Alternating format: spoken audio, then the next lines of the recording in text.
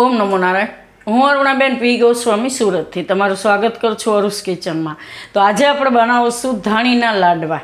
તો આપણે હોળી જાય એટલે ધાણી લગભગ બધાના ઘરમાં કોરી ધાણી વધતી જ હોય, તો એનું આપણે અલગ અલગ રીતે આપણે ઘણું બનાવેલું છે. તો આ વખતે આપણે એના લાડવા બનાવશું. તો આ આપણે ધાણી લીધીશ, તો 3 કપ જેટલી ધાણી છે અને ગોળ. તો આ 1 કપ જેટલો આપણે ગોળ લીધો છે.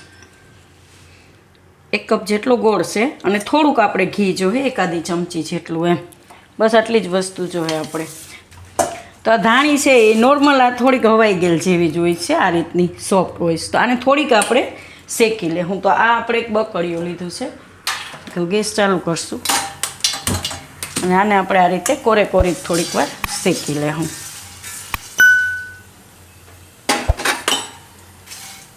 આ રીતે કંઈ નાખવાનું નથી, આને આમ કોરી થોડીક વાર. બકડીયું ગરમ થાય એટલે 2 મિનિટ જેવું જ લાગશે આને, તો 2 મિનિટ શેકી લે. હું તો આને આપણે થોડીક વાર શેકી લીધી છે. તો ગેસ બંધ કરી દે હું ને બીજામાં કાઢી લે હું ધાણી.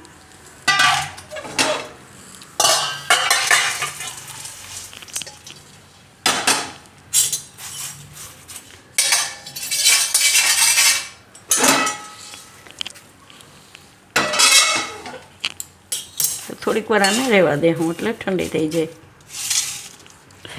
તો ગોળની પાયો લઈ લે હું આપણે. તાકડાઈ આપણે સાફ કરીને લઈ લીધી. ગેસ ચાલુ કરશું અને આમાં આપણે ઘી નાખીશું થોડુંક, 1 ચમચી જેટલું, આ રીતે જ ખાલી, વધારે ઘી જરૂર નથી. હવે એમાં આપણે નાખી દે હું આ ગોળ. તો ગોળ આપણે ડબ્બાનો જે દેશી ગોળ આવે એ જ લીધો છે, એ જલ્દી મેલ્ટ થઈ જાય છે.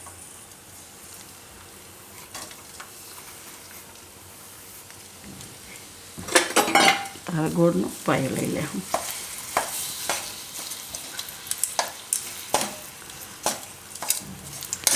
થોડોક ધીમો ગેસ કરી દેવાનો. ગોળનો કલર ચેન્જ થાય ત્યાં સુધી આપણે એને ફેરવતું રહેવાનું. તો આ સેજ પીળા ઉપર થઈ જાય ગોળ, એકદમ હળવો થઈ જાય, જે રીતે આપણે લાડવામાં કેમ ગોળનો પાયો લઈ એની જેમ. અને થોડીક વાર આપણે ફેરવી લે હું ગોળને, હલાવતું રહેવાનું. તો ગોળ આપણો એકદમ સરસ ઓગળી ગયો છે. ધીરે ધીરે આનો કલર આ રીતે પીળાશ ઉપર થવા માંડશે. આ રીતે જે એકદમ પીળાશ જેવો થઈ જશે. પેલા એકદમ એવો પીળો થઈ જાય ને પછી પાછો બ્રાઉન જેવો થવા માંડે ત્યાં સુધી ગોળને પકાવવાનો આપણે. જે રીતે આપણે મમરાના લાડવામાં બનાવી એ જ રીતે. આમાં કંઈ આપણે ચાસણીની કે એવી જરૂર નથી, પણ એ રીતે ગોળ પાકી જવો જોઈએ. તો એકદમ આ રીતનો પીળો થવા માંડશે.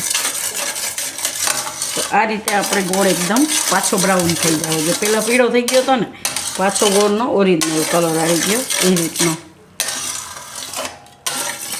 તો આ રીતની આપણે ચાસણી જોઈ ગોળની. તો હવે આપણે આમાં ગેસ ધીમો કરી દે હું, અને આમાં આપણે આ ધાણી નાખતા જાઉં ને મિક્સ કરતા જાઉં.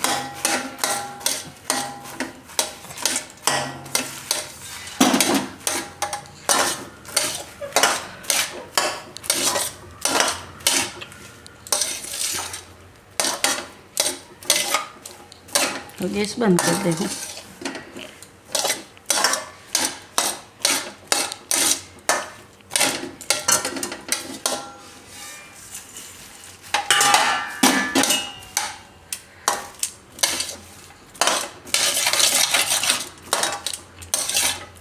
બરાબર મિક્સ કરી દેવાનું આ રીતે એને.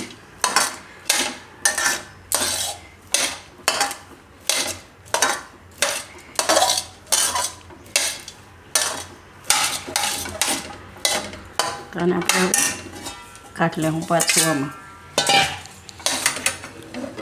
એમાં ને એમાંય તમે રાખી શકો,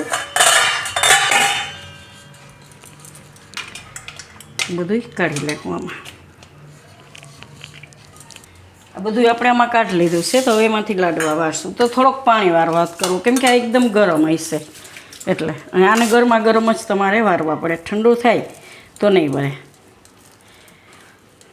તો આ રીતે દબાવી અને વારી લેવાના. તો બધા એ રીતે વારી લે હું. તો આપણે બધાય વારી લીધા છે. તો આટલા એમાંથી 2 3 6 9 11. તો નાની મોટી થોડીક સાઈઝ હોય, કેમ કે ગરમ ગરમ હોય એટલે હાથમાં જેટલું આવે એ પ્રમાણે આપણે લઈને વારી લેતા હોય. તો આને આપણે ડીશમાં ગોઠવી દેવું. એકદમ ટેસ્ટમાં મસ્ત લાગે છે.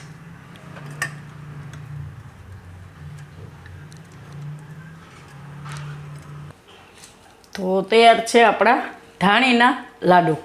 તો જો તમને મારી આ રેસીપી પસંદ આવી હોય તો એને લાઇક કરજો, શેર કરજો અને મારી ચેનલને સબસ્ક્રાઈબ કરજો અને બેલ આઇકન દબાવવાનું ના ભૂલતા. કમેન્ટ કરીને કહેજો કે તમને કેવા લાગ્યા ધાણીના લાડવા.